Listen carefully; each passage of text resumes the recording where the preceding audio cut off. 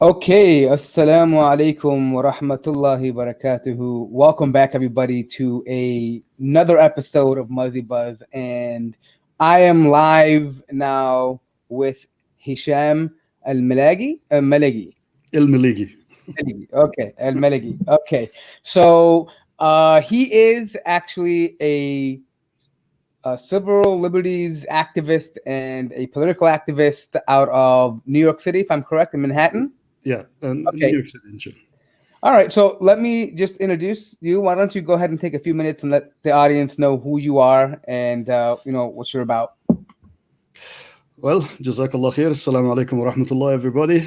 Mort, it's a pleasure and honor to be on the show finally.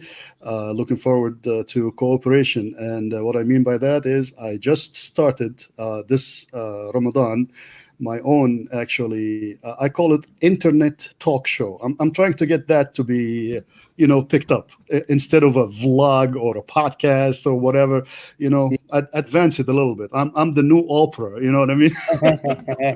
Inshallah.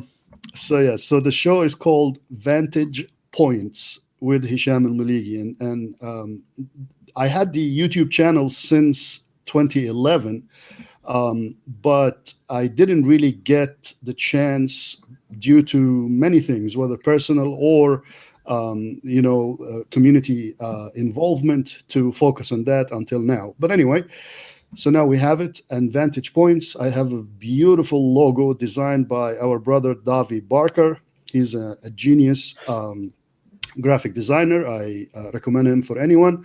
It's like an optical illusion. From one end, you see 3 bars. From the other end, you see 4 bars. Of course, you're looking at the same thing. It cannot be 3 and 4 at the same time. It's either 3 or 4. But depending on the vantage point that you're looking from, you might come to different conclusions. So take a look at the logo, and hopefully you can subscribe to Vantage Points on YouTube. On Twitter, it's Vantage Points TV. On Facebook and Instagram, Vantage Points TV as well. So looking forward to some love and support. So this is my thank you.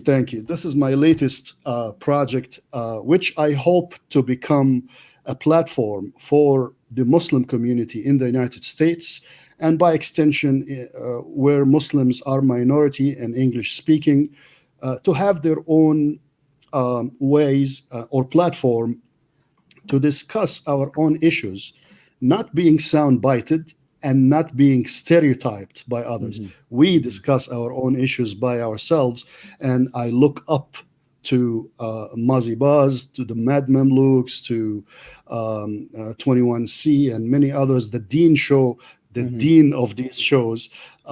So, mashallah, we have very good, foundation, and hopefully we can all cooperate to bring something good. So this is, again, the latest project. Go ahead. Great. No, so let's talk about that for a moment. So where did this idea come about? Because, I mean, we at the Mad Mamluks, and even me here, I had my own process that led me up to why I wanted to do it. So let's talk about what you're intending to do behind this. Like, what was the motivation for you to actually create this new platform? Sure. So being involved in the community basically since 9/11, a little after, I mean, we were very, very afraid at the time and under a lot of pressure. But gradually we started organizing, being more involved in interfaith and political and this and that. So long story short, I realized from the get-go, and here's the story of where I'm from originally. I was born, raised, and educated through college. I have a bachelor degree in accounting in Cairo, Egypt. Mm-hmm. So I was completely under the influence of the Egyptian media, which at my time growing up, I'm Gen X, so forgive me for those who don't know what that means. Yeah, we're old folks. Yeah. So at my time, the Egyptian media was probably 80% to 90% of the Arab media. Al Jazeera was just starting, and there weren't so many satellite channels. So I was completely under the influence of the Egyptian media. And I remember growing up, maybe in junior high or high school, and at a year or two consecutively, there was almost a military coup somewhere in Africa. And I started notice a pattern. The news, and I was very intrigued by politics, by economics. I used to read the newspaper cover to cover and all this stuff. Sorry, I had no hobbies per se. I used to play soccer, but that's it. Yeah. Anyway, so I remember the newscaster, the anchors, reading the news, and then after a while, after so many coups, I started finishing the sentence for the news anchor. So it starts like this: a military coup took place today in country X. So I finished the sentence, and the coup forces controlled the television and radio building. Why is that? You control the message, you control the people. End of story. So now with the proliferation of satellite channels and internet and this and that, there is so much influence over our hearts and minds that it requires our own message, our own discussions, our own feelings about things to come out. Unfortunately, in the United States, and this is the other thing, media does not look favorably upon people like us. Call it Orientalism, call it racism, call it ignorance, laziness, whatever it is, we are not being treated fairly. So we need our own story, our own message to come about. And hence, I was pretty involved from the beginning. I got media training from different organizations, like leadership training and stuff like that. So, hey, this is one of the best ways to help the community tell our own story by ourselves, not sound-bited and not stereotyped. Right. And I can resonate with that because that's part of how the Mad Mamluks was born. We were young Americans who were born and raised in America, and we always look at the media and we saw all of this like nonsense, this garbage, these little segments that were just always thrown out there. And it was always like random Muslims that nobody knew who they were. Mm-hmm. It was never an accurate cross-section of the average Muslim in America. It was some random guy who had some political affiliation or he had some other ulterior motive, but it was never the common Muslim guy who grew up here, who experiences day-to-day life in America. And what we would do is naturally, like any young group of people, and I think among most Muslim youth, there's always some political conversation happening. And we would just talk about this in the basement. Like we were very much, I'm sure you have friends, and whenever we get together, it wasn't like we play a video game or watch a movie. We'd always be talking about what is going on in the Ummah, how are Muslims being treated, what do we feel, right? And we're all at this point also starting off our lives. Some are getting married, some are having children. So you think about the greater picture. And out of those conversations, everybody would just come over just to hear us talk about it. And so from that, the idea was born that, we ultimately want to have a Muslim media house where if there's anything in the world that's happening, or at least in the American or the North American continent, there is an outlet for the media to come to and then get an acceptable response from the average Muslim. Because right now we're just being misrepresented wherever we go, right? No matter, we have a country X talking about us on behalf of us because they may think they represent us when in fact they don't. They're really representing their own agenda. And I think the story that we have is a little bit the same. I think you probably, so if you don't mind me asking, when did you happen to come to America? Did you come before 9/11, or what was it, a post 9/11 world for you, or how did that work for you? That's a funny story. I came on Halloween of 1999. Oh, okay. What a day to come.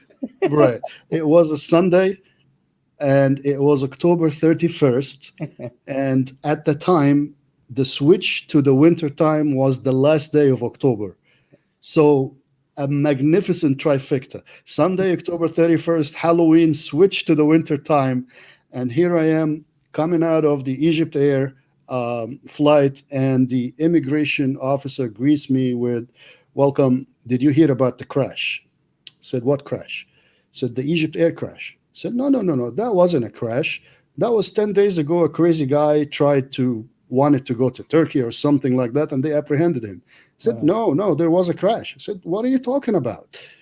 Long story short, that's the day that the flight 985, taken off from JFK to Cairo, crashed across the pond from Long Island.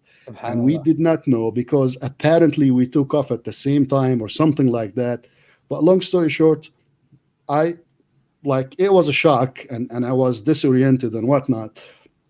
Going out of the airport, Terminal 4, I remember the international terminal in JFK, or the big one.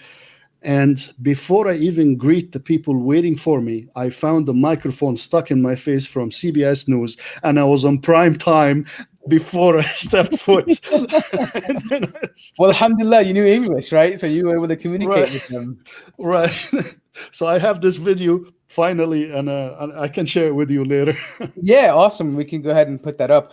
Well, that's a very interesting story because, sometimes, I mean, I don't know if you're familiar with my background, but I've spent time in the Middle East. I've lived in Egypt for a while too. And so you can tell there are certain cultural differences between areas, and some good and some bad. But I could only imagine what it would felt like to come in and see all these kids wearing costumes, dressing around on October 31st, just walking around looking like zombies, looking for candy, right? It must have been a very awkward experience. But so 1999, you came here for school, or you came for work, or what were you intending to do when you came? I was actually coming to visit my cousins. I had two family relatives here in the borough of Staten Island, the fifth borough of the New York City. So I was coming a couple of weeks, a month max, and I needed to go back. I was working with my father, and I was doing other stuff. So I came on Halloween, and the crash and other things made it Halloween ever since. So, I mean, the shock was like, what if it was me? And may Allah have mercy on the souls that were lost, of course. Allahumma ameen. And I remember at the time I was very nationalistic. It was embedded in us by the media, and we had this thing like Egyptians, Egypt is the mother of the civilizations. Yeah, Dunya, right. Egyptians are the best, and this and that, and songs, and so I was very shaken from the root, you know what I mean? And I remember the first week I was doing nothing but watching news about this crash and reading papers and this and that, trying to reach my family. And communications at the time weren't as easy as today. We didn't have Facebook Messenger or any of these things. We used to buy calling cards. Yeah, you know what I mean? I don't know if I remember.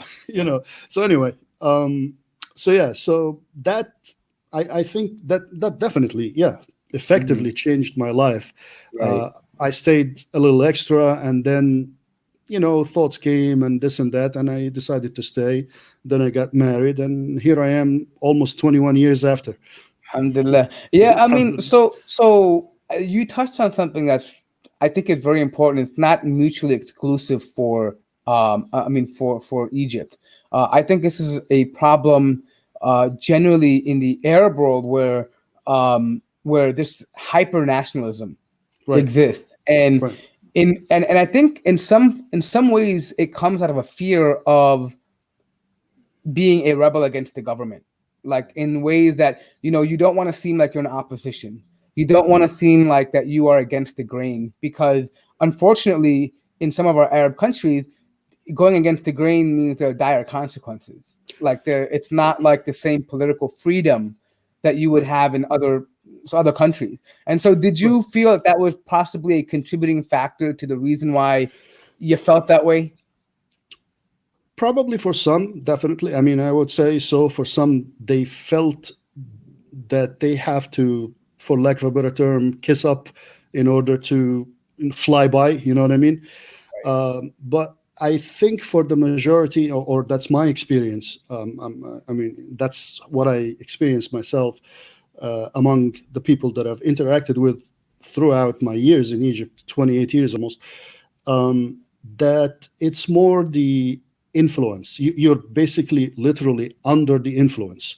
And I don't see difference between Egypt and even the United States. Right. If you see the hyper-nationalism that is taking place now, especially after 9/11, and the populism that Trump capitalized on. Populism was there, but Trump really mastered the process. And he's just a con artist, and he managed to capitalize on that. We'll talk politics later. I don't want to ruin things for now. Actually, I kind of want to segue into that for a little bit. So speaking of politics, you have had some involvement in politics in your area, right? Like, right. I believe you held an office. Why don't you talk about that for a little bit, especially being a Muslim, having to run. I know there were some smear campaigns that were run against you because of the fact that you are Muslim. I think it was even Roger Stone that actually even came after you. Right. Who told you that? Well, I do a little reading here and there when I'm looking at my guests. Yeah, and he's a Khabith. I mean, Roger Stone is just like, he is an Asian provocateur. Like, he may not even believe what he's typing, but he does it for political clout. And so why don't you talk about first of all what you did, and then some of the challenges, and then where it ultimately ended up. Sure. So I started in interfaith because after 9/11, and first of all, before 9/11, I had no political affiliation. I had no understanding of how things are, what works, and why, and all this stuff. But 9/11 and the reaction to it. So I was here. I was in New York City. As a matter of fact, I had a traffic court, like traffic ticket appearance in downtown Manhattan on 9/11. Oh, wow. Thank God I didn't make it. As an Arab, as an Arab, I cannot help it but show up 2 hours after the original appointment. That's like, I don't know if people know this, but in the Arab world, and maybe in other cultures, I don't know, but in Egypt and Arab world, you're invited for a wedding at 7. If you show up before 8:30, it's an insult. Yeah. Yeah, nobody will be there. It'll be, right. Yeah. So I was still new in the country, so I was, still more Arab than so anyway, I did not actually make it before the attacks. My appointment, I think, was 9:30, 10 o'clock, something like that, in downtown Manhattan. But I was on the Verrazano Bridge, which is connecting Staten Island to Brooklyn. And then from Brooklyn, you continue into Manhattan. But anyway, so I was on the bridge, lower level. I still remember this, and seeing the black smoke rising from the Twin Towers. So at the time of the second hit, roughly, that's when I was on the bridge. So I made it to Brooklyn. But then everything was shut down, and I got stuck in Brooklyn for about 5 hours or so until I made it back to Staten Island. But anyway, so the reaction to 9/11 was my national origin, my language, my religion, my country, everything about me, my culture was being blamed for 9/11. So that made me raise two questions: why it happened, and why the reaction to it was this way. Because if I made it to Manhattan, I might have died. And we know that some Muslims did die, in downtown Manhattan, including a first responder and others. So why is that? So that made me do a research dive, history, economics, politics, everything you can imagine, even health. We can have a different show about healthcare and alternative health and all this stuff. But anyway, so I came up with two conclusions very soon. Like, if you take an individual anywhere in the world, go to a country, to a village, and sit with an individual, away from politics, away from media, away from any other influence, break bread and ask them, what is it that you really want in your life? He or she would say, I think the absolute majority would say, I want to live in peace and happiness with my family. Right? Correct. But there is definitely benefactors from conflict. You know what I mean? Mm-hmm. So I said, okay, so my role would be to bridge these divides, to educate people about each other, and became an interfaith activist. Later on, co-founded an organization called the Building Bridges Interfaith Coalition in Staten Island. Muslims, Christians, Jews, Hindus, and Buddhists, and even some atheists joined together, houses of worship and individuals. And interfaith is an alien word to many because they think we're sitting there comparing whose religion is best. That's not interfaith. Interfaith is people in a certain geographic location working together on common goals. We still have our differences. We still pray differently. We still do whatever we want differently, but we agree on, for example, this road need to be paved. This person should not be discriminated against, or anyone for that matter. So you work together with other people of different persuasions, again, vantage points, toward common goals. I'm getting good at subliminal advertising. That's So part of that's marketing. Yeah. right. So that's my interfaith story, and I still have very good relations with many famous names in interfaith. But I realized after a while that, you know what, that's fine. Interfaith is good and everything, and it builds relationships, but I feel it's kind of lacking teeth, for lack of a better term. So that's when I got the switch or added the political component. And that happened, by the way, also through working on Muslim community issues. For example, the Muslim holiday being in New York City schools, I was the coordinator for the coalition. 100 plus organizations, Muslim and non-Muslim, were part of the coalition. Alhamdulillah, after 9 years of work, we got to include the two Muslim Eids, Eid al-Fitr and Eid al-Adha, into New York City schools. So is that specifically just for Muslim kids, or for the entire school system, teachers, principals, janitors, and of course students off on Eid al-Fitr and Eid al-Adha. Wow. So how did that work? Like, do you guys go by calculations every year, or is it kind of a 2-day thing? Okay. And that was the eternal debate. Here comes the fifth debate, right? Like, nothing is simple for Muslims. Yeah. So wait for it. It's coming up. Yeah. So we worked our butts off. We got the New York City Council, which is the legislative body of the city, to pass a resolution, not a law. A resolution has a moral weight. 50 out of the 51 members voted in approval to include the Muslim holidays. And this last one didn't care to register his vote, so it's basically unanimous. The 5 borough presidents were in support and sent letters to the mayor, Bloomberg at the time. We have the city comptroller, which is the financial auditor of the city. It's a separate elected office, and that's the office I ran for in 2013. We'll come to that in a minute. And the city public advocate. It's basically a stepping stool to get to the mayoralship, but it's a separate elected office as well. Every elected official in the city was in support, and we took all that. We went to Mayor Bloomberg, and we met with him in his office in 2010, I believe.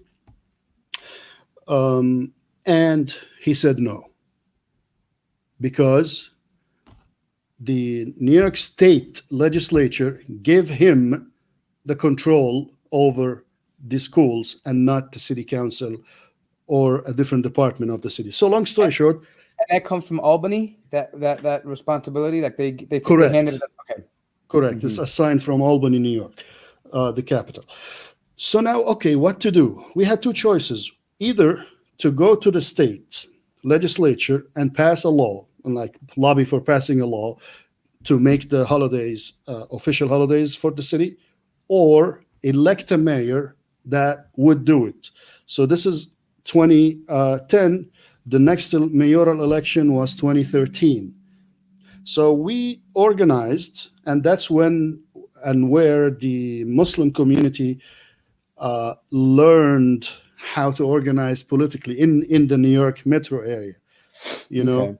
Of course, there were pioneers, many before us, but it never happened on that large scale, big coalition together of Muslims and non-Muslims working towards a common goal and visiting offices of elected officials, making calls to city halls, sending letters, this and that. So you guys really were able to mobilize in that election period. That it is.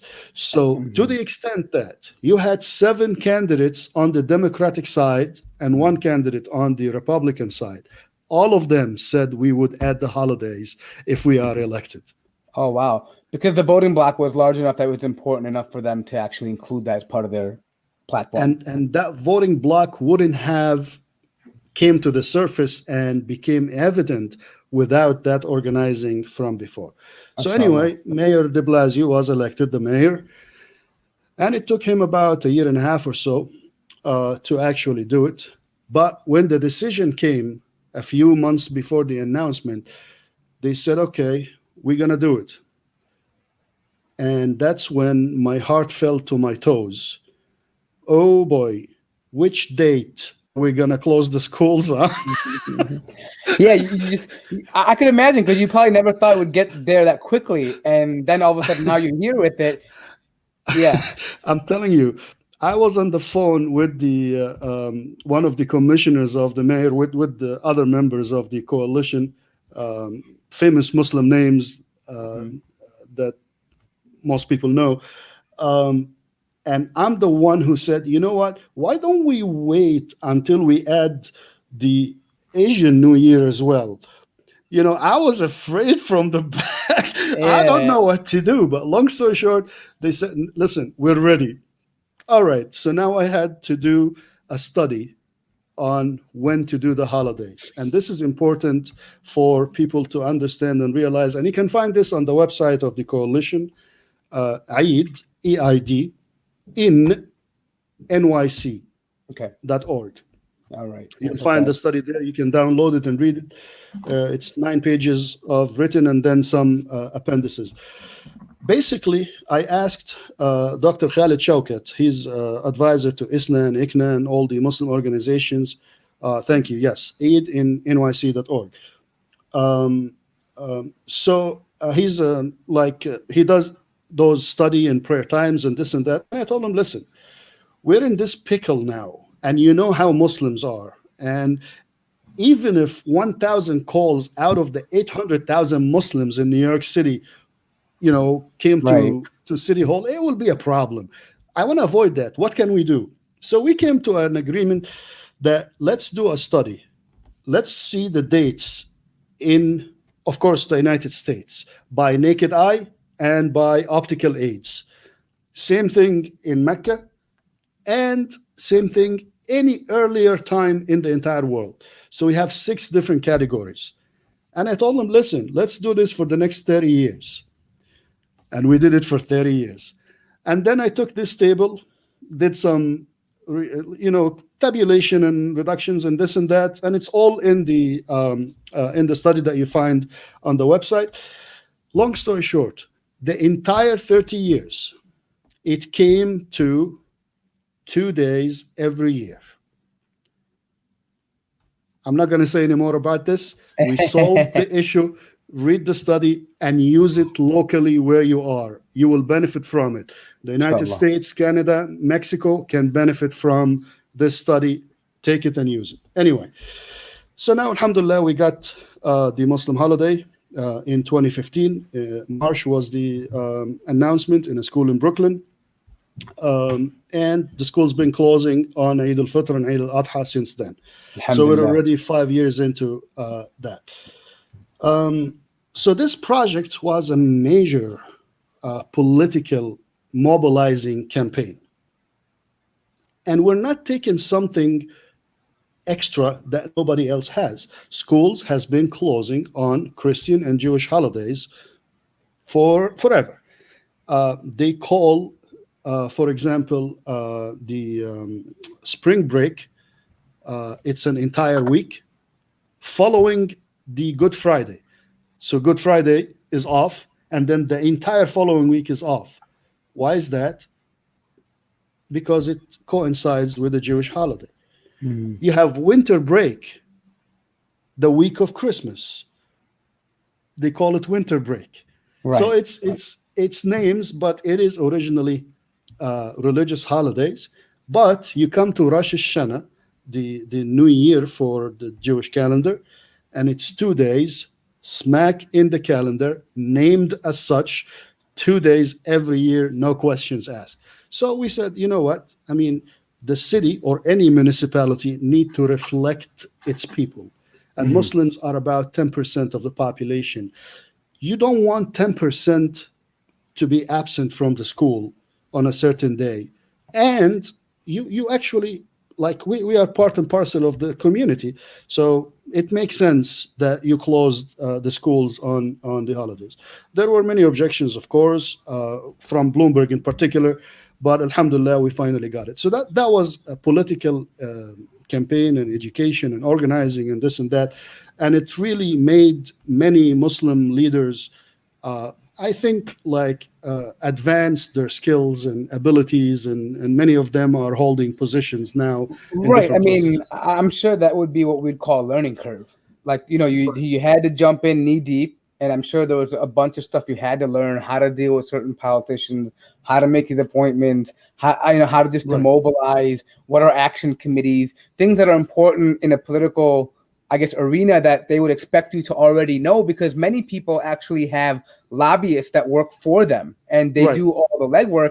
And unfortunately, our communities just don't have that kind of money to put behind lobbyists. So we have to do a yes, lot of the groundwork and grassroots level stuff ourselves. exactly, exactly. Yeah. In the first interaction with this issue of the Muslim holiday, somebody gave me a letter. We need to contact our city council member, and I had no idea who that is or what's a city council. You know what I mean? So there was this learning process to understand, and you have to be involved. Otherwise, you're not going to go anywhere. Others will speak about you, just like the media issue. And that's why I started Yeah. Vantage Points. So, anyway, Just give me 1 second here for a moment. sure.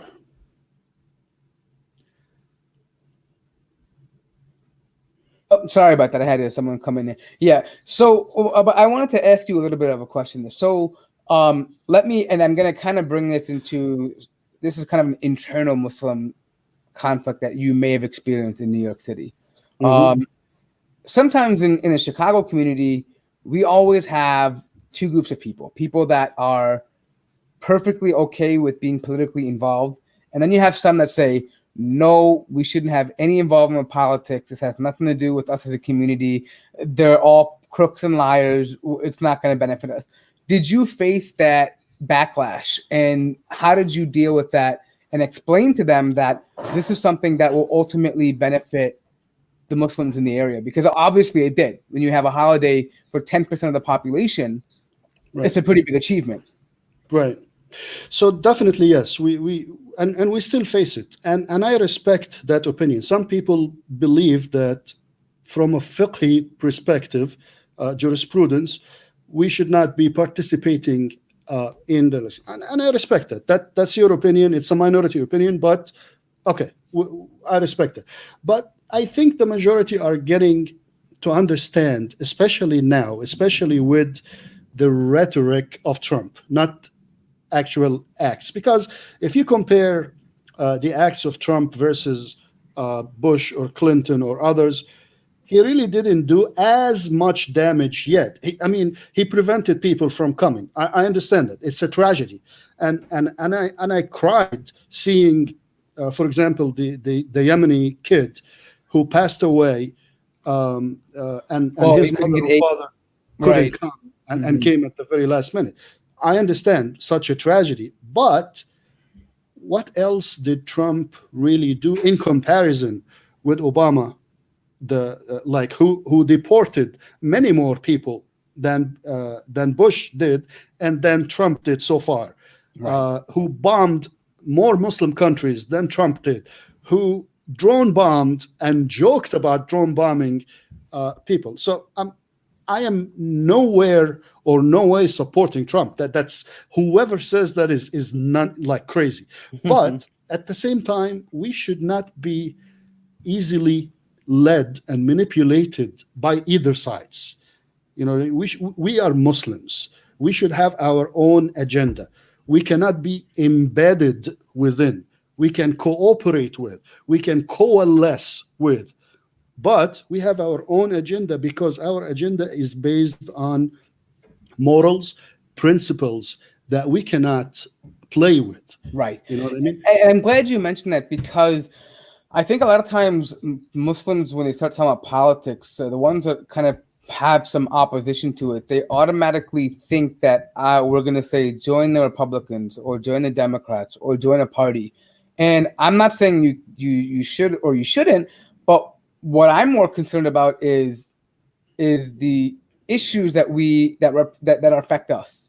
And what I mean by that is that, yeah, it's fine for Muslims to get involved in the federal election, but in all honesty, the local level elections are probably the most important and more impactful than the federal election, because 100%. like you mentioned, Trump isn't doing anything really different than what the rest of them did before him, right? I mean, when we look at deportations, Obama did that. When we look at the border wall, Obama had started building border walls. There's a report that came out from the CBO that he did 260 miles of the border wall, right? It just happens that during this political climate, since there's such a polarization, they're using these political talking points to attack each other. And and I think a lot of times us Muslims get involved and caught up in that because of emotions, right? Oh, how dare he ban the Muslim country? I mean, I know it's offensive. It is. I don't get it's a wrong thing.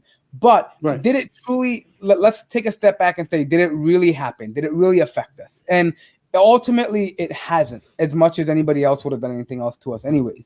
But I think that, and the reason why I wanted to hit on this was because growing up, I was of that opinion that, you know what, no, we should just stay back from the political arena. Like, it's not going to do us any good.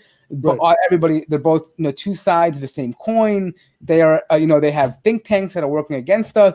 But as I grew up and, you start looking at my family and all that stuff, you start thinking that, you know what, maybe there's something I can do on the local level. We have a population size here that's maybe 10%, 15%, 20% in some areas. Why not take advantage of the fact that we can pass things that are just a daily routine, like things that don't necessarily impede with the Quran and Sunnah, right? We're talking about things like holidays or, traffic lights or school or allowing a new liquor store to open, stuff that you can actually benefit your community with, right? I mean, and those kind of things, I look back at it in hindsight and say, well, actually, if we had become more politically involved at an earlier time, because, we've been here, some of us since the 1900s. My parents have came in the 1960s. And so I'm thinking, like, we could have had a lot more accomplished by now had we taken that route and mobilized. And I look at, and I hate to do this, but I look at the Jewish community and say they are a very small minority in America as well, but they're they're overrepresented in a lot of ways. And that's not, I'm not getting involved in conspiracies, but they put the work in to do that. Right. I mean, organized. They mobilized, they created funds, they have super PACs, they did whatever. And I feel Muslims have a massive amount of wealth. And we have people that are very professional in this community and involved in journalism and media and many different fields in research. And why don't we put that talent to good use and make your own experience in America better? That's how I feel about it. Yani, agreed 100%. And I see it happening now. There are really good examples of Muslim organizations that are professional, well-built, and well-run, including PACs and whatnot. But it hasn't been long enough for their impact to appear. And also, what I notice is unfortunate. Some of them, at least, are still with the mentality of being kind of embedded rather than coalescing on common goals. You know what I mean? So it appears more that like you're carrying the Democratic Party agenda rather than including the Muslim agenda within the Democratic Party. You see, that's a major difference in your predisposition in approaching politics. And when I, as a matter of fact, so Staten Island, again, is the southern tip of New York State. It's the fifth borough of New York City, and it's the hotbed of conservatism in the city. The rest of the city, the four boroughs, are solidly Democrat. Staten Island is not. Republican congressmen, two Republican city council members, a Republican senator of the two, and the borough president, either Republican or conservative. Usually that's the mix-up. Right now, the congressman is Democrat. First term, we'll see how he does in this November. But so when I first registered to vote, I registered Republican. Why? Thinking, you know what? I need to influence those people, maybe make them more aware, educate them, make them less racist. Not all of them, of course. We were not generalizing on anybody, but unfortunately, there was a lot of racism and outright, open racism, especially after 9/11. Mm-hmm. So I kept trying, and I was actually a member of the Tea Party in Staten Island for a while, and I got abused verbal. I have screenshots. Yeah. Let me just say I have screenshots. But then at a point, and it was the primaries of 2016 when Trump was running. And you know what? There is no fixing this party. It's not going to happen from within. That doesn't work. And Justin Amash agree with me. He just posted a tweet or a series of tweets about that. I mean, what's very interesting is there's a guy out here named Joe Walsh in Chicago, a very hardcore Tea Party guy, and was always even commenting against Muslims and stuff. Now he was one of the Republican presidential candidates. I mean, he didn't get much of anything, but he said, I had enough of Trump. Like, I've had enough of this guy. Right. And so let me I wanted to talk about this for a moment, if you don't mind, the Republican thing. I don't know if many people realize this because many people are young listeners, but prior to the first Bush, there was, most Muslims in America were Republican. Right. They were actually, because of the conservative values that the Republican Party had, right? Family I remember values. Exactly. Religious values, God, morals, all that stuff. And fiscal responsibility as well. Correct. Right. We're just not handing out free things to everybody. And then I think the Iraq War changed a lot of the opinions of the Muslims and said, well, wait a minute, maybe they're too, because, people started, touting some of the religious rhetoric about, the evangelical rhetoric about why they're going to police. And that kind of left a sour taste in a lot of people's mouths, especially Muslims. But nonetheless, I think that it's not for me a shock that you would have registered as a Tea Party member because you're thinking about conservative. No, I mean that in all sincerity, because you're thinking from a practical perspective that we have more. I mean, religiously, we have more in line with conservative Christians than we do with non-religious people, right? In general, I agree. But at the time that I joined, it was not that at all. It was crazy bad shit stuff. Yeah. Well, I mean, so let's talk about that. And I kind of look back at it now, and I kind of knew that there was, and there's a derogatory term for them called the teabaggers, right? People will say, teabaggers, right? But I believe that was the moment that led to this moment of Trump being there, this hyper sensationalism. And I believe personally that Trump has effectively destroyed the Republican Party.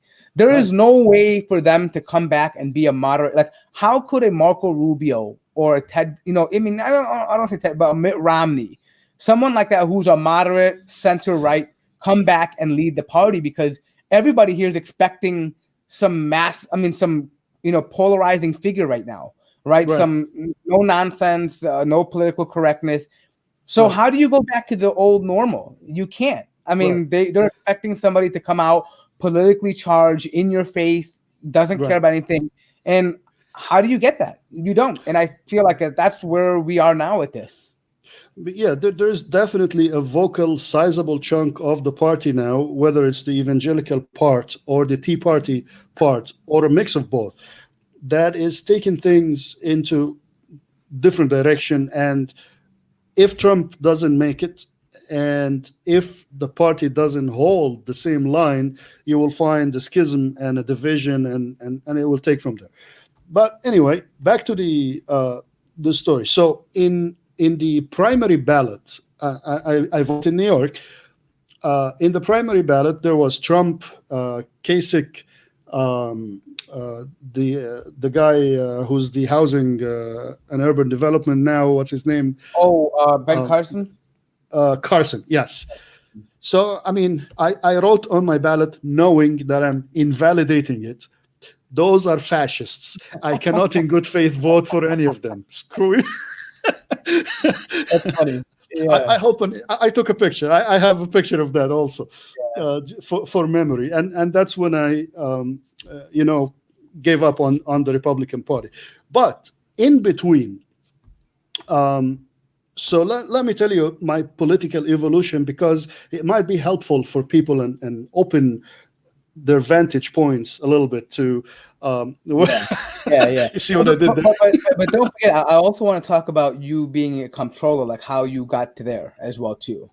That's actually the story. All right, there. great. Yeah. So in the 2008 elections, starting from 2006, we started hearing about Barack Obama. I actually remember watching his speech at the convention of 2004. Okay. So I was very impressed. And then, of course, when he ran for president in starting 2006, I followed him like a hawk. Oh, this guy is constitutional scholar, professor, editor of law, journal, this and that. African American for the first time with a chance to actually make it, and this.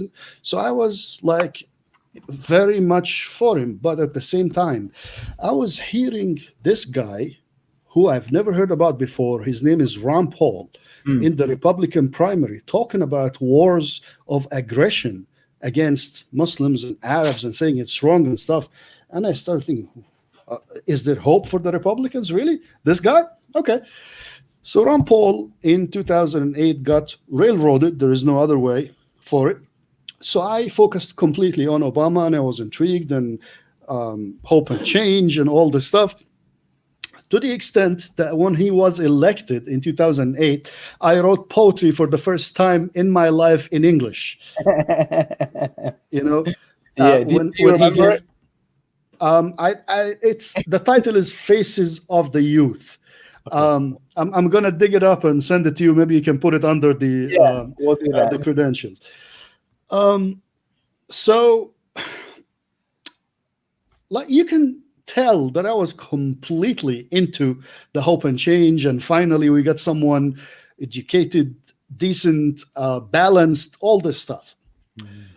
2 years, and I woke up to the reality. His record, assuming that he was an angel, the system didn't allow him to do squats. Correct.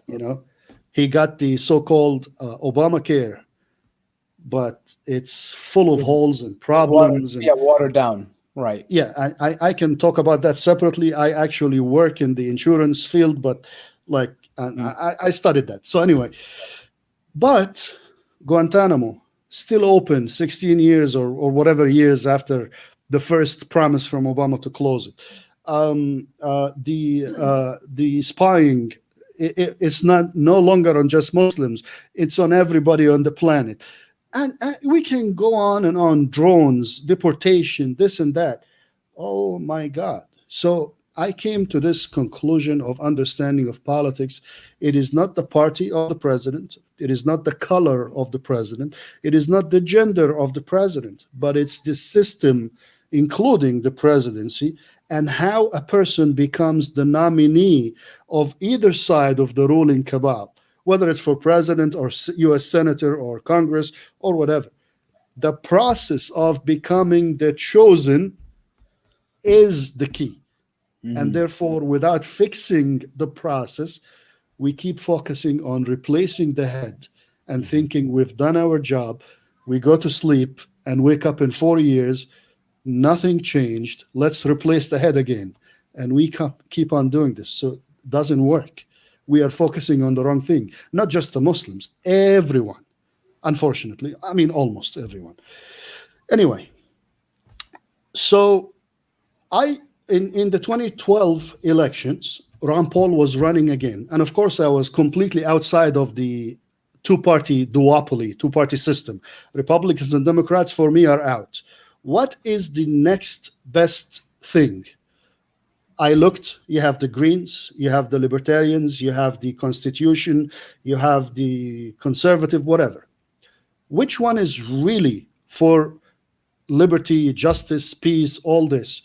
Look at the platforms of each party, and I found that the Libertarian Party is the closest to these principles, including that they are the closest to the founding documents, the Declaration of Independence and the Bill of Rights.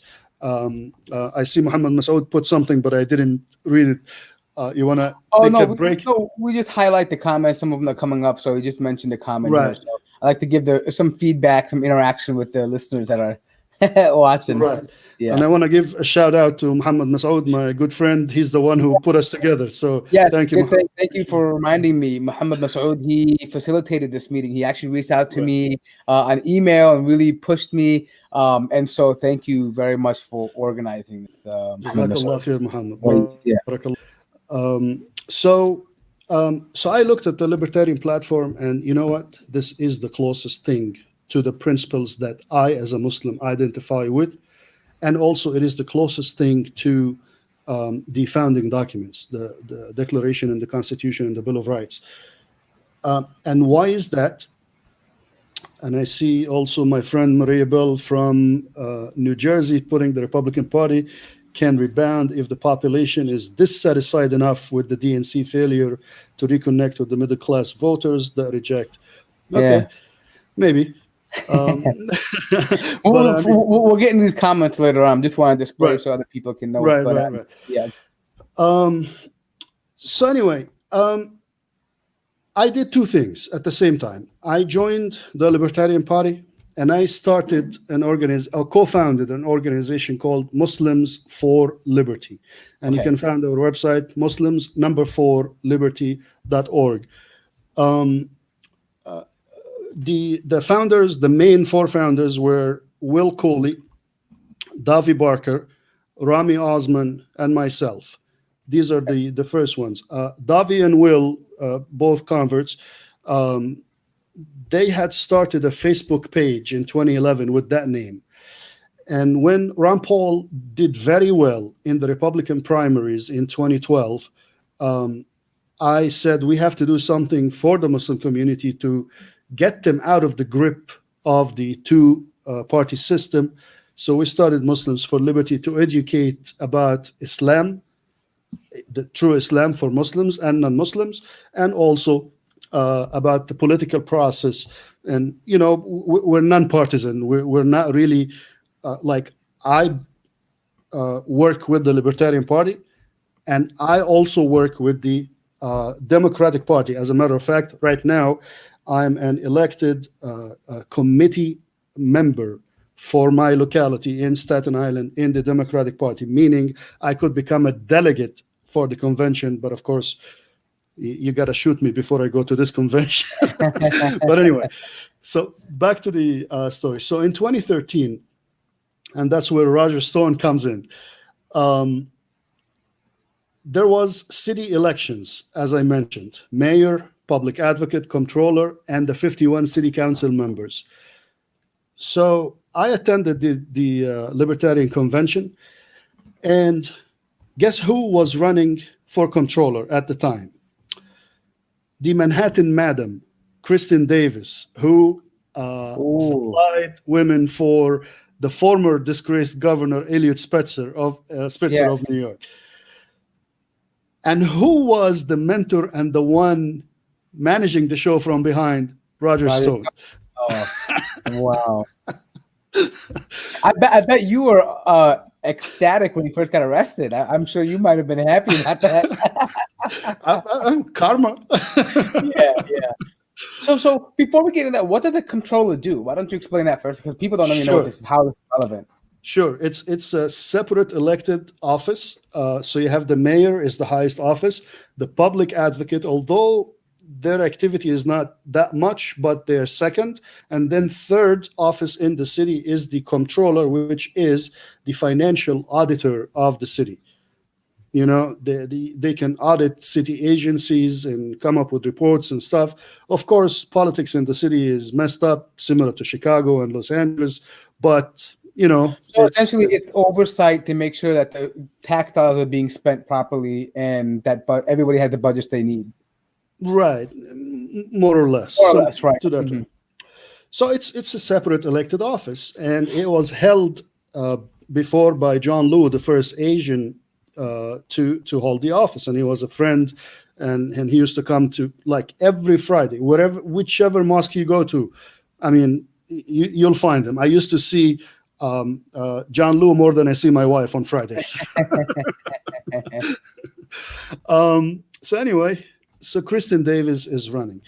And Roger Stone came with an entourage of people to the convention of the Libertarian Party in Queens, like about 20 people. And they started shouting and objection and out of order and holding the Roberts books of rules and all this stuff. And they kind of took over the thing and ruined it. So long story short, later on, this convention was scrapped because it didn't hold credentialing, legal credentialing thing. And basically, they had another convention. They made it a circus, and so it couldn't be taken serious. Okay. Exactly.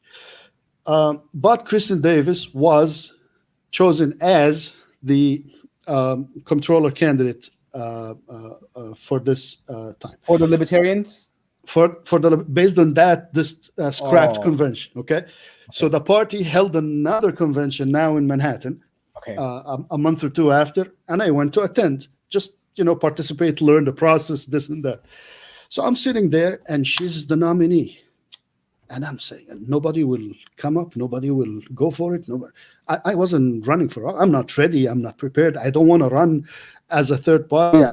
Nothing. And this was June, I forgot, 12 or something, in early June. So at the very minute, after even they closed the nomination door, I said, you know what? I got to object to this one. I mean, this Libertarian Party has a bad rap already that they are fringe Republicans. Of course, it's not true, but that's the impression in the hearts and minds of most people, unfortunately. So, and they want to nominate this one to be their representative? No. So I raised my hand. I want to be nominated. So someone nominated me. They reopened the door. They asked me to say a few words. My name is Hesham El-Meligy from Staten Island. I'm an accountant. I believe in what you believe in. I don't think she should be the nominee. I welcome a woman nominee to hold office, this and that, but this is the wrong woman. Salaam alaikum. I didn't say salaam alaikum. But I was about to sit down. Wait. We have questions. Okay. Question after question. They were jumping up and down.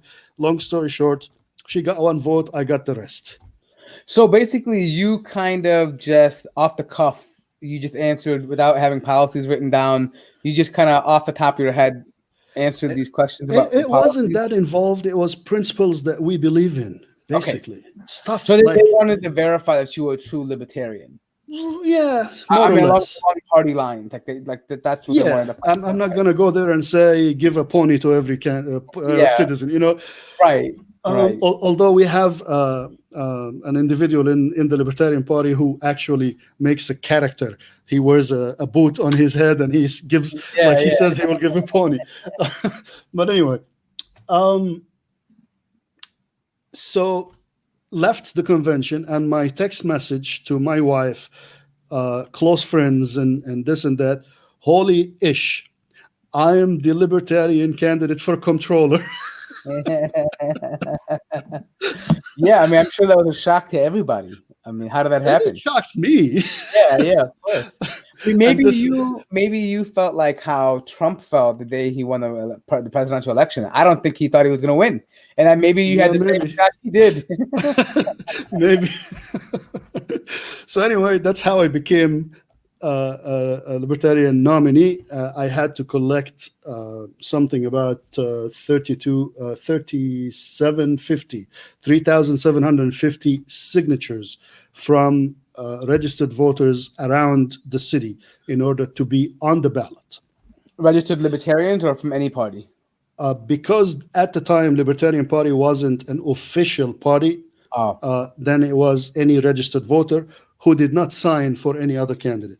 Right, because I know New York State is pretty particular about the primaries, about party. Right. You have to vote for the party that you're in. It's actually a way to prevent candidates from coming on the ballot. So what happens if you did not get the 3,750 valid signatures, then you don't make it to the ballot. But let's say you got 5 more, 10 more, 500 more. Competitors, whether Republican, Democrat, or any others, can object to signatures. Oh, this one is not eligible. Remove it. This one, nobody registered in that address. And they keep on chipping until they put you under the threshold and you never make it to the ballot. Right. Most candidates lose in this process, not that on the happened ballot. in Chicago too.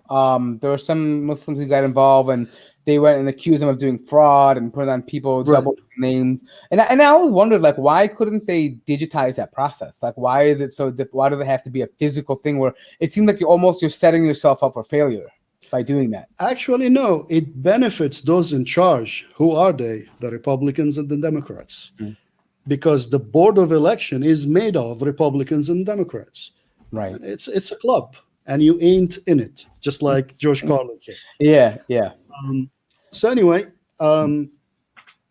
there was a big support in collecting the signatures from the Muslim community and from the Libertarian Party because others were running as well. There was mayor and public advocate, myself as comptroller, and a couple of others running for other offices. So there was support. But I think through myself and the Muslims who helped me, we probably got more than half of the signatures, which was a major feat. Can you imagine standing on the street trying to get strangers to sign something? Yeah. You know what I mean? Right. And people don't even understand the process. So, you can get... They think you're trying to sell them something. Like they don't realize that it's just a signature. Yeah. Or what am I signing for? Like, even I have the fears. What am I signing on? But when I got involved, I understood the process, and there's no other way to do it. This is how it's designed. So anyway, I made it to the ballot, and I became the first ever Muslim Arab immigrant to appear on a general election ballot in the history of New York State. MashaAllah. Alhamdulillah Rabbil Alameen. At a time where Islamophobia was at very high, and we had the major Islamophobes of the time, Pamela Geller and Robert Spencer, were creating havoc with the mosques in Manhattan, Brooklyn, Staten Island, and every other thing. Pamela Geller is a true nutcase. Definitely. Yeah. And I don't think she's a nutcase. She's creating nutcases. Like she's an Asian provocateur. Well, she profits off this Islamophobia. Like she may not even believe everything she's typing, but just the fact, like this whole, her blogs and this whole thing. Like, I mean, I've followed some of her stuff because I'm always curious about I'm not afraid of hearing other people's opinions. Right. But it comes to a point where, is it really an opinion or is it just clout? Is it just, is it trying to gain fame and notoriety? And I realized very early on that Pamela Geller is designing her business, her marketing, all off of just hating Muslims. And well, anyways, go ahead with your story about. So you, in spite of all that, in spite of people like this, or Roger Stone tainting your image, people like Pamela Geller and Robert Spencer painting off as a Muslim, probably a Muslim Brotherhood member, creeping Sharia, right? All the stuff, right? I'm pretty sure they probably put that there. So how did that pan out?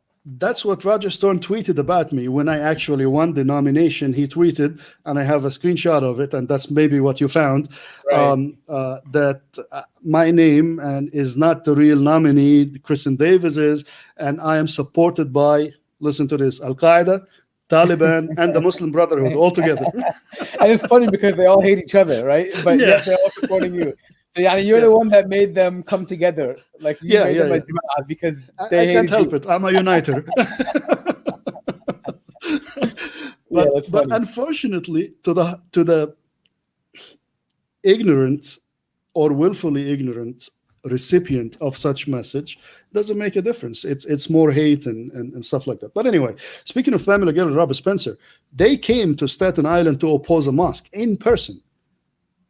I was 6 feet away from both of them at a meeting where they bust in people from outside the island to create also a circus at a meeting to discuss a mosque on Staten Island. But anyway, so one of the aims of this campaign was to break the phobia, to break the taboo that a Muslim cannot run for office. Mhm. Now, here I am practicing. Hopefully, Allah Subhanahu wa Taala accepts me as practicing Muslim, running for office based on American law and American Constitution.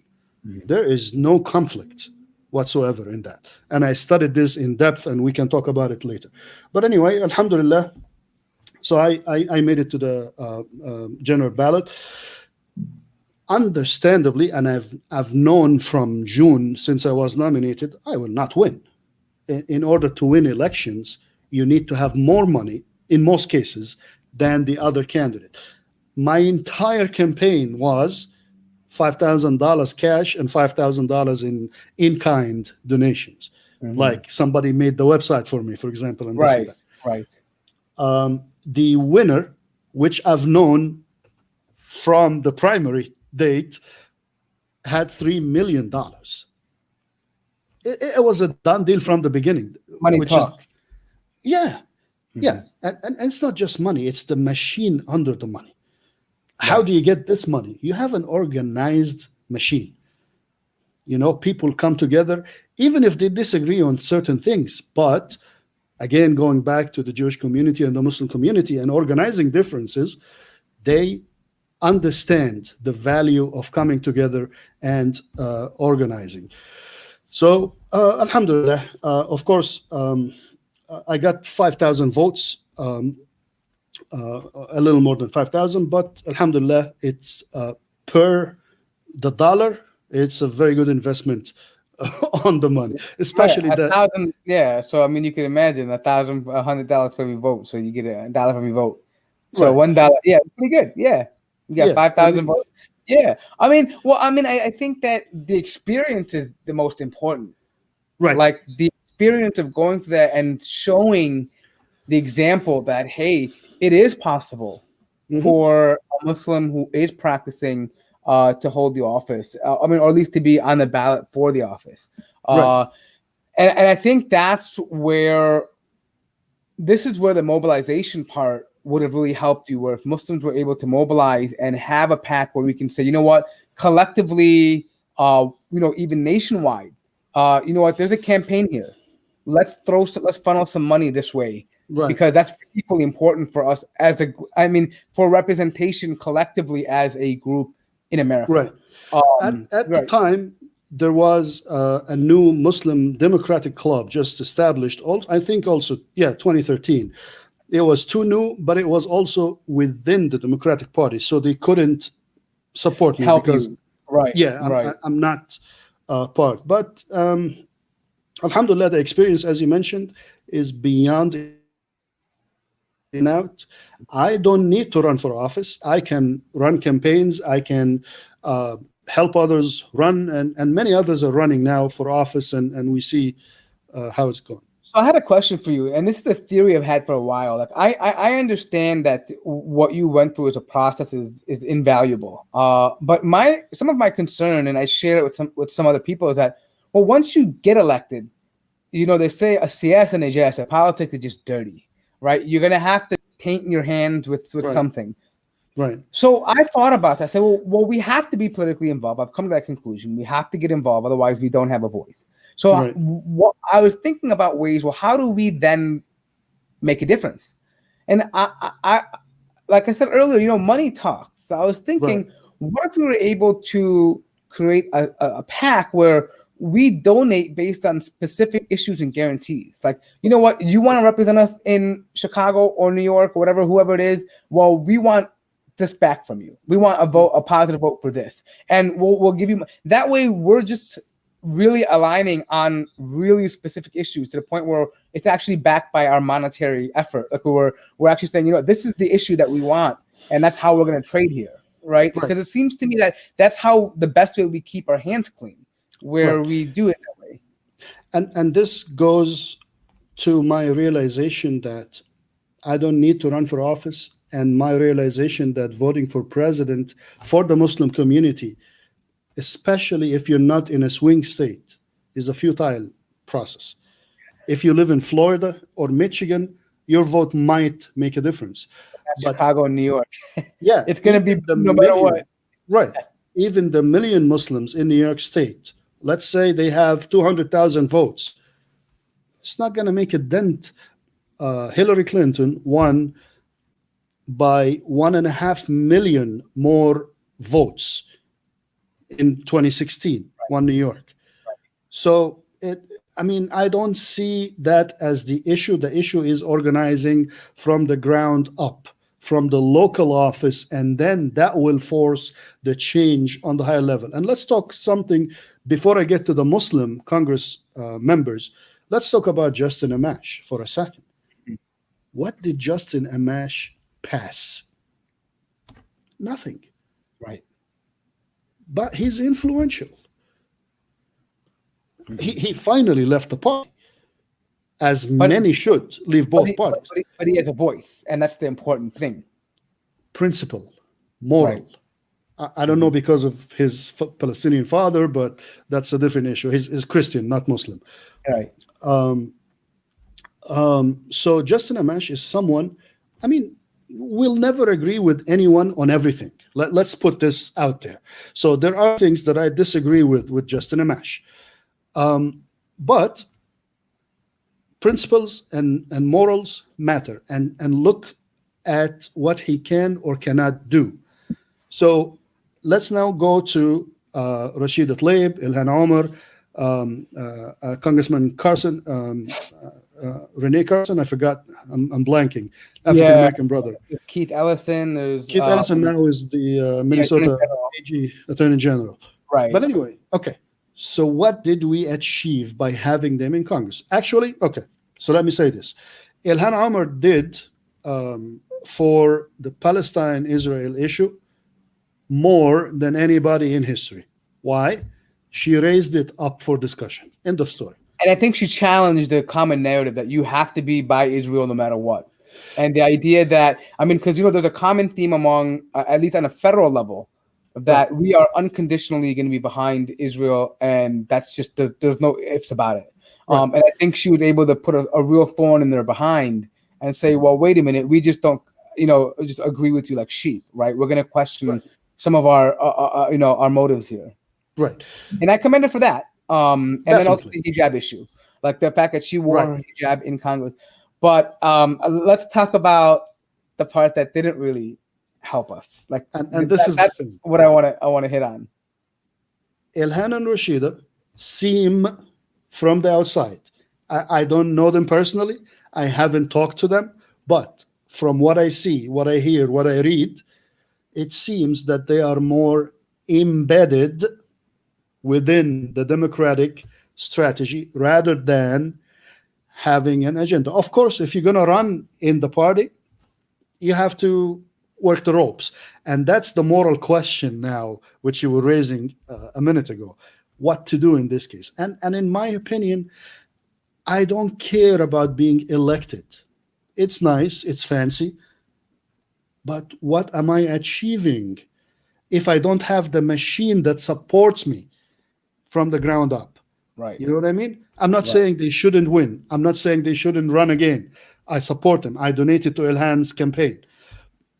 But, what are we really doing? So we have to have this internal discussion in the community. So what is it that we're trying to do? One thing I will say, though, as much as I don't like some of their policies and the fact that they embrace some of these very left ideas, but the very fact that there is representation, and it's just the fact that there is a Muslim name or a background in politics is a stepping stone for a future generation that says, hey, look, it is possible to have a name like mine and still be in politics, right? And Right. it is possible for me to wear a hijab or to look like a Muslim, at least someone, because a lot of times people fear that, what, I'm not white, I'm not black, I'm somewhere in the middle here, and there's no one like me in that arena. My name is foreign, my religion is foreign, everything is foreign to them.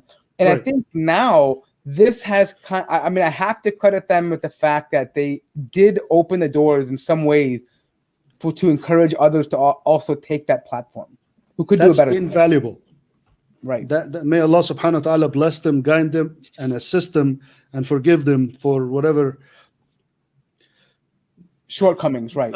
Yeah, yes. Exactly. We'll leave it at that. Yeah, I just don't want to bash them, right? It's easy for me to come out and for both of us to come and bash them, and I'm sure the political pressure and struggle that they probably have to go through. So I don't want to be the outside guy and just saying, hey, you know what, pinpointing every haram that she's doing, and there's no benefit in that, right? I'd rather find I'd rather find a teachable moment in this and say, well, what can we progress from here? How can we do that?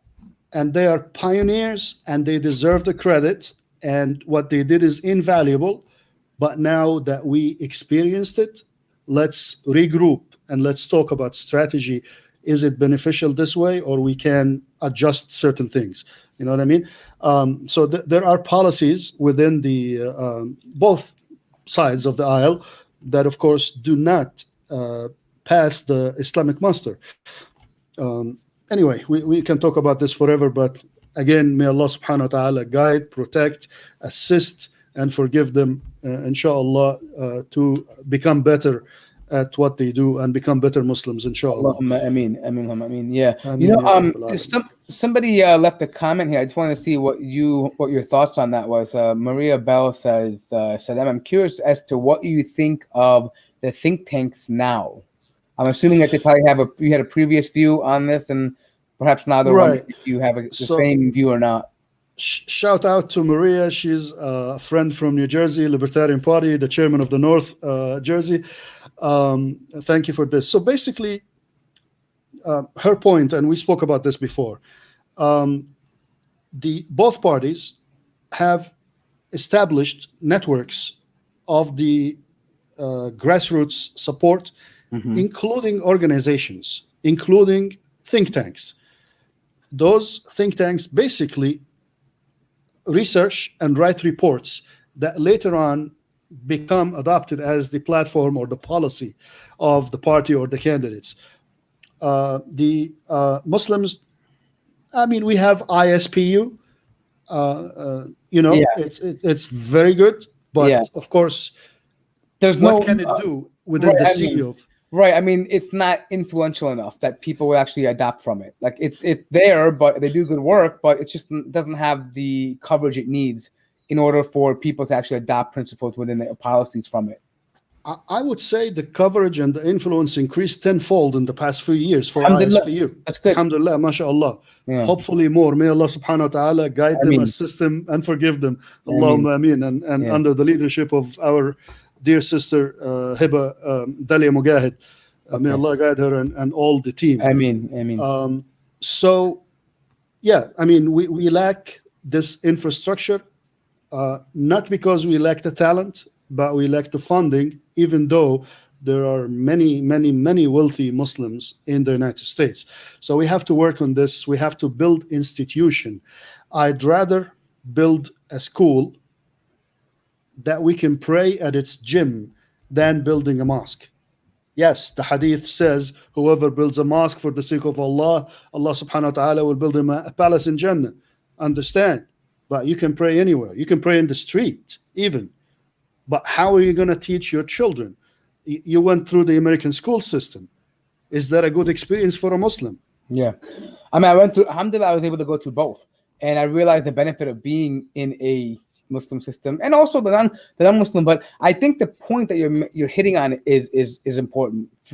School or not, you've got to be able to create an environment for a young Muslim to grow up into, to learn, to be solidified in his identity, but yet also understand his position in society as an American.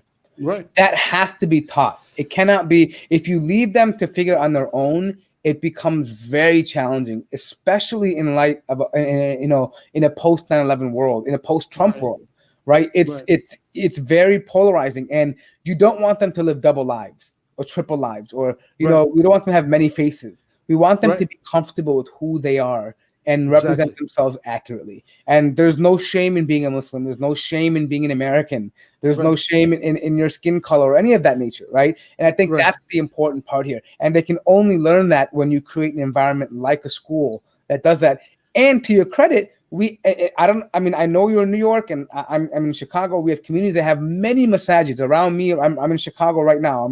I'm usually in Buffalo, New York, but right now I'm in Chicago. Yeah, I work out in Buffalo. But right now I'm here with family because of the whole COVID thing. So I'm back in my original hometown. But around me, there's I think 10 masajids within a 5-mile radius.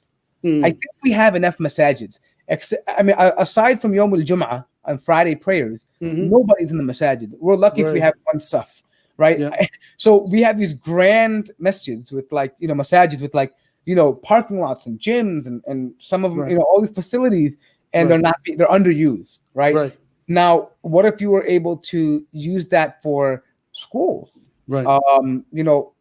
political funding, for political campaigns, right? Things even there are many parties that will not even be affiliated with a party or groups, but they will put out an ad out during the political season just to back a candidate on a particular issue and run that ad.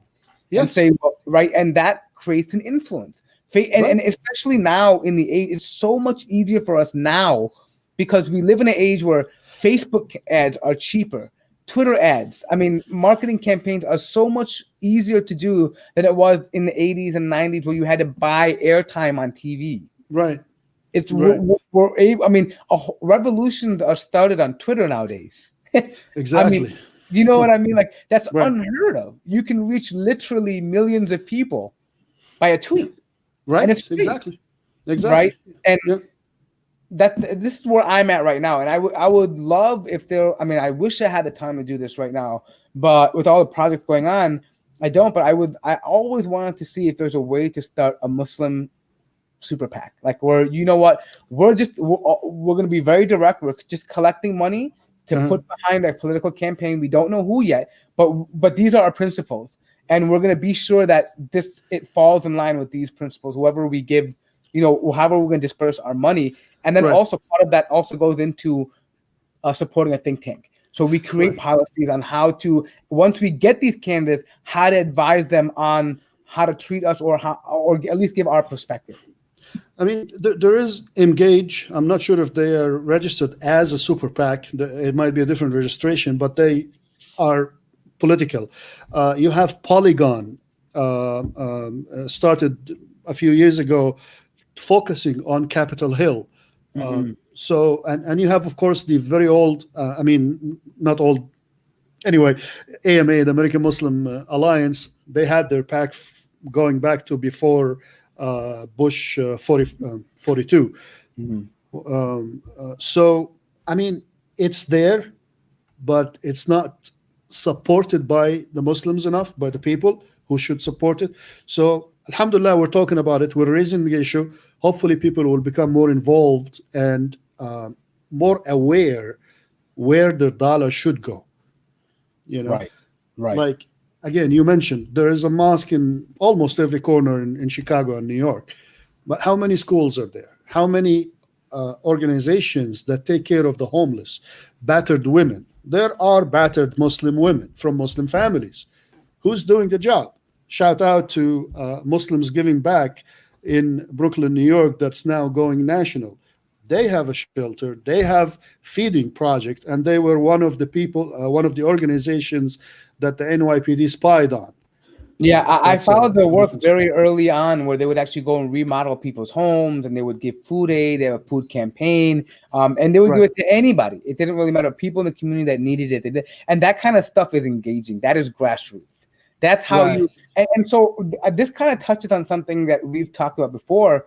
And I feel like the reason why Trump and the Republican Party were able to put out this rhetoric that they had about Muslims with very little pushback is because the Muslim community has for a long time been introverted. And the comment, like many of us live next to non-Muslims, work with them. We have masajid on the same road as synagogues and churches, and yet they don't know anybody outside from just the community members.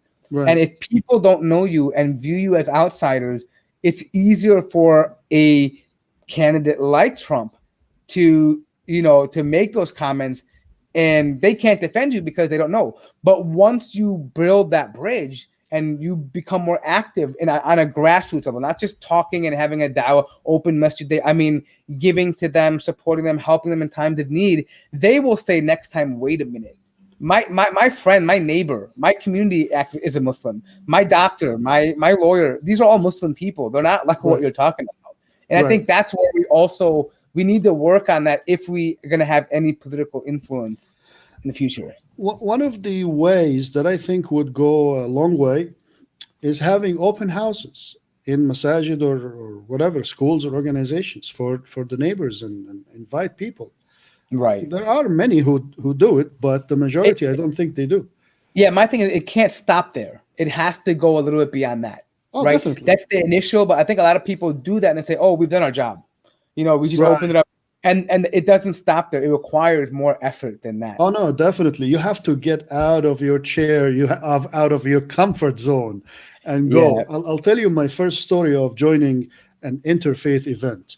This was, I believe, in 2006 or 7, after the massacres, the Israeli massacres in Qana, Lebanon. They bombed this UN shelter, killing 100 people and stuff like that.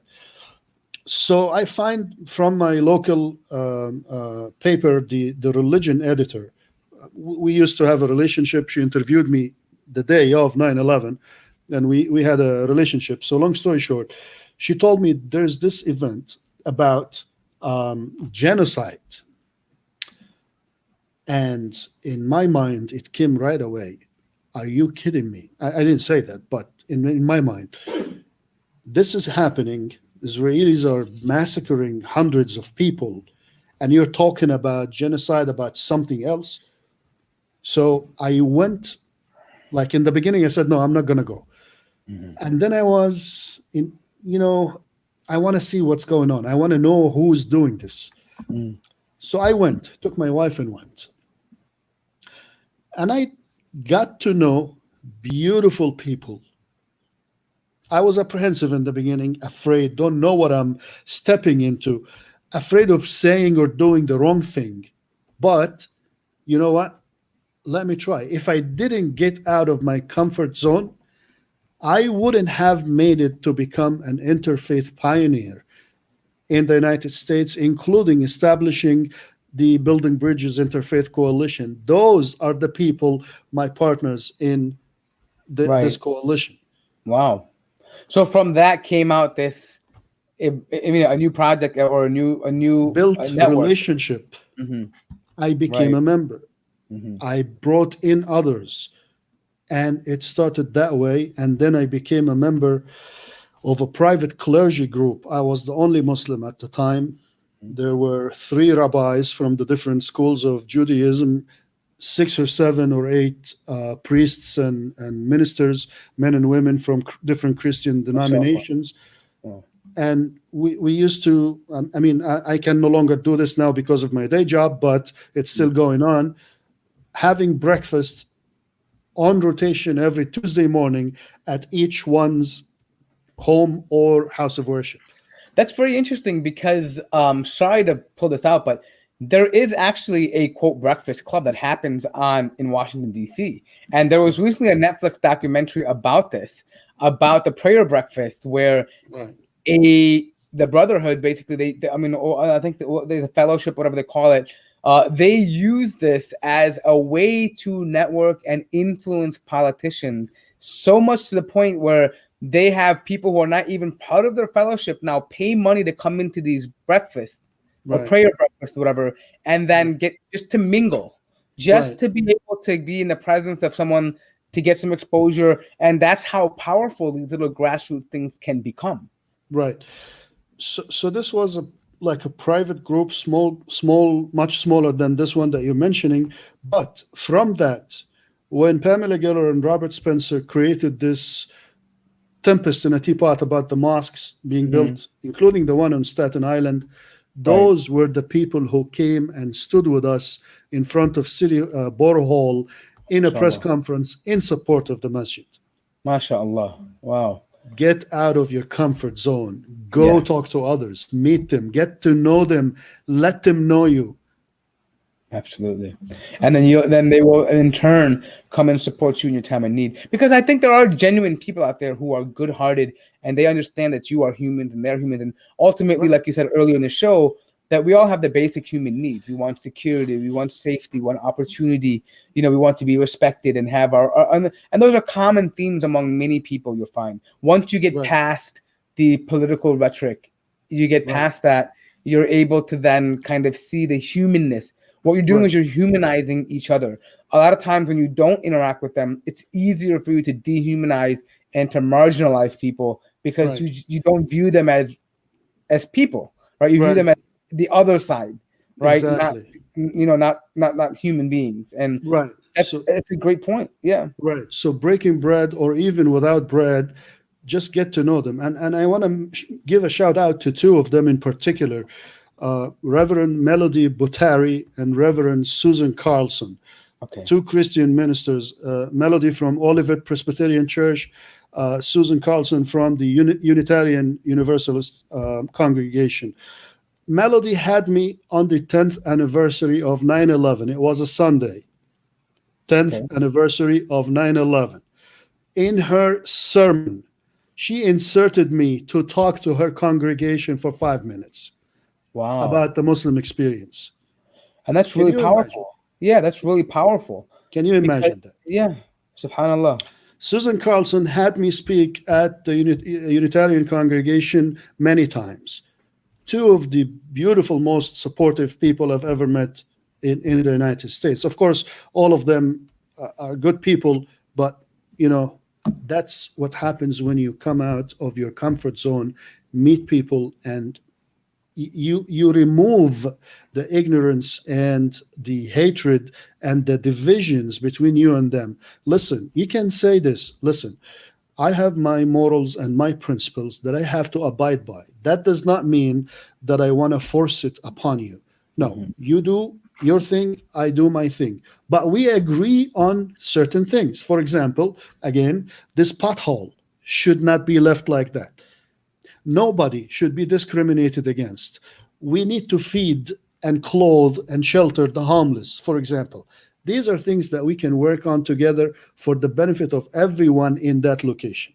This is how you approach interfaith. And I think that's a great point you made, because it doesn't affect or negate anything within Islam. For you, you as far as you as a Muslim, your aqidah or anything like it doesn't. It's basic. Actually, I would say in some ways you may be able to act upon your iman, because for example, the hadith of even removing some harm from the road, so no one gets harmed.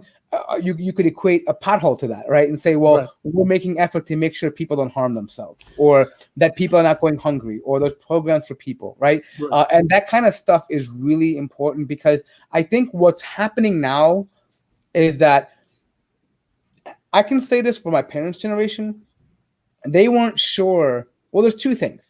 They weren't sure whether they were going to stay here. It was more of an economic opportunity, and it was have to get out. But I mean, I'm not saying they came here just to use it, but it was necessity for them. Let me guess. They're here temporarily 50, 60 years, right? Right, exactly. Well, I mean, some think that, right? Like, oh, we're going to make some money, and some have, right? We're going to go back to the country, we're going to build a home there. It's cheaper, whatever. But many of them realized, even if they built a home back home in the Beled, whatever, they realized that life is just different in America. Life is better for us here. We have certain comforts here that we don't get there, and we're not going to go. And the kids are not going to go back.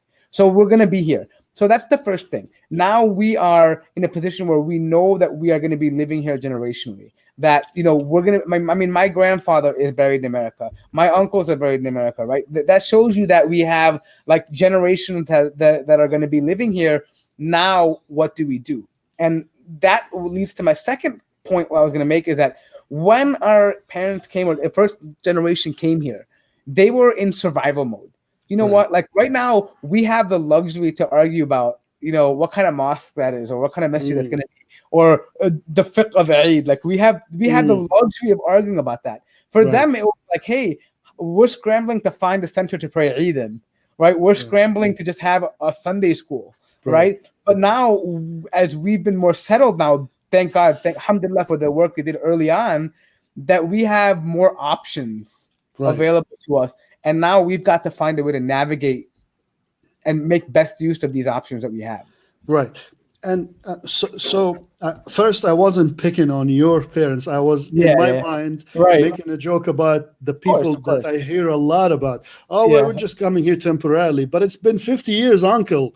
What's going on? Allah, you're here. I mean, we're tired of hearing it. You're here. You're not going to go back. Right. But the thing is, like, we have to think strategically. Here's what I'm noticing happening. Organizers in the Muslim community come in, they do the work at their time, they get burnt out after a few years, and then they step back, and others come into the scene, start over. They don't build from what was built already. So we need to have a strategic way of building and continue building, not starting over every few years. This is something that I'm putting out for the community in general.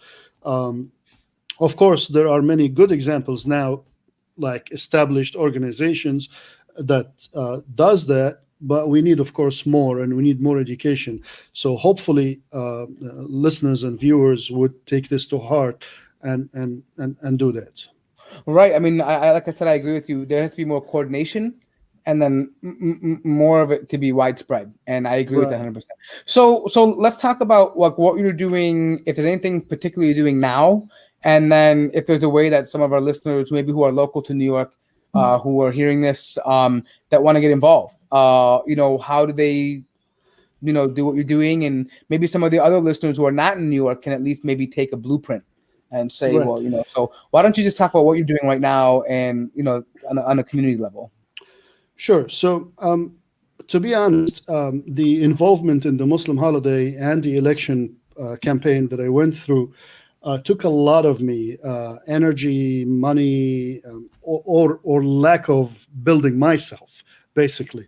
So I had to focus on myself a little bit the past few years in order to be able to sustain, healthy living.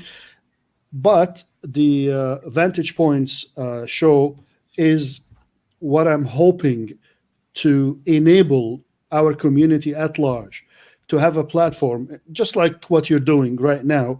And maybe we can come together and do something bigger, inshallah, for the community, to enable the community to discuss our own issues by ourselves, not being stereotyped. This is very important for us, because if you look at the media, they pick on one or two of us, for example, every blue moon, and then it's a soundbite, and then you have 3 or 4 others stereotyping that person who is speaking. It's much better now than before, but still.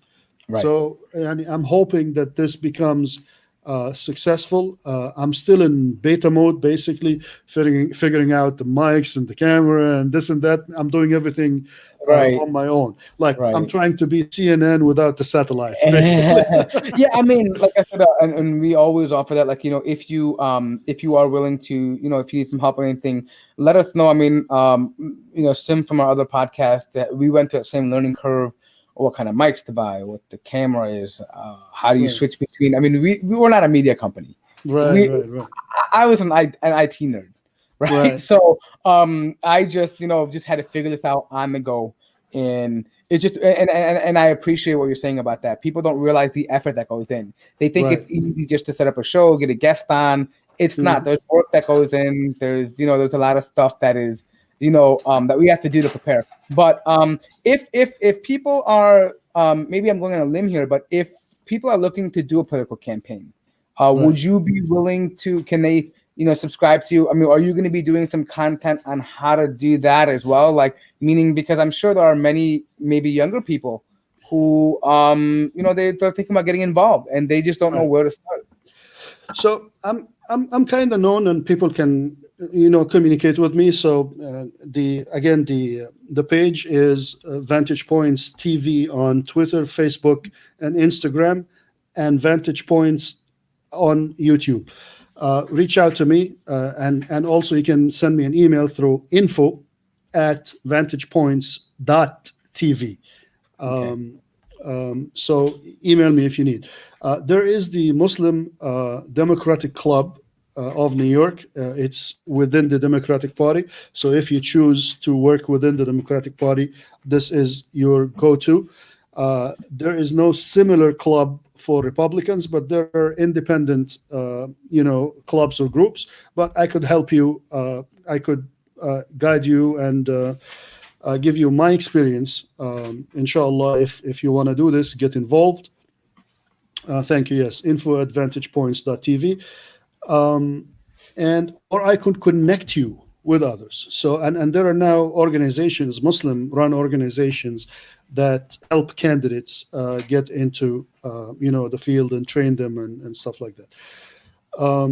There is also, I want to give a shout out to AMICLY, American Muslim Civic Leadership Institute. It's based in University of Southern California in the Religion Center. I forgot the acronym for it. But anyway, I'm a graduate of the leadership program. If you're active in the Muslim community anywhere in the United States, apply for the leadership training. It happens once or twice a year. This year, of course, was canceled because of the COVID situation. Hopefully, inshallah, it comes next year. Take leadership training if you can, because it helps you polish your skills that you already have. It helps guide you on processes. It gets you networked with other Muslims across the country. So it's or non-Muslims even. There are many leadership programs out there. So yeah, I mean, these are the things that if you're active or you want to become active, you should try to tackle them. And I welcome your questions and communications through the email. Awesome. I mean, it's been a pretty awesome conversation. Jazakallah khair. No, yeah, I just didn't think, I mean, there's so much more we could talk about, and unfortunately, we're almost out of time. So, what is the best way to contact you if they want to get? Is it info@vantagepoints.tv? Correct. So that's through my show, and at my Twitter account, my personal Twitter is @Meligy H. Okay, I think we had that earlier. Let me just put that in here. I think. I'll add that to the description, inshallah. Inshallah. But yeah. Any closing thoughts that you want to share before we wrap it up here? May Allah subhanahu wa ta'ala bless you and reward you. May Allah subhanahu wa ta'ala guide us to be true Muslims, to be guided, to be healed, to be on the straight path, to be holding on to the rope, not to compromise on the principles and the morals, and do the right thing. May Allah subhanahu wa ta'ala forgive our shortcomings, and may Allah subhanahu wa ta'ala grant us His mercy, forgiveness, and Jannah. Allahumma ameen. Great. So just a quick shout out here. Or notice tomorrow I'll be going live with the Mad Mamluk with Sim and those guys. We'll be doing something different. If you haven't noticed right now with Hesham, we tried out the StreamYard. It's one of the first few times I've been using it, and it's been really helpful. So what we're going to do is we're going to do something a little bit different this time. We're actually going to open up an open link, and we're going to allow random people to come in for a little bit of time to talk to us live on a live show. Yeah, so it's kind of like having a call-in. Many people want to, they get frustrated with us and they want to they're typing at the keyboard. I figured let's give an open invitation for you guys to, correct me, yell at me, curse at me, whatever it is.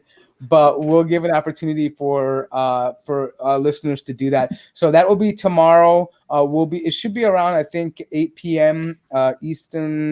Central Time. So that's 9 p.m. Eastern. But inshallah, more details to follow on my Twitter. Make sure you follow. Make sure that you do follow and subscribe to Vantage Points TV on YouTube and also on Twitter. And hit the bell just like you would do for this channel so you get notified of any new content. And I'm sure there's going to be a lot of great content to come. So make sure you stay tuned for that. So this has been another episode from Muzzybuzz. Inshallah, we will catch you next time. Assalamu alaikum wa rahmatullahi wa barakatuhu. Alaikum assalam wa rahmatullahi wa barakatuh.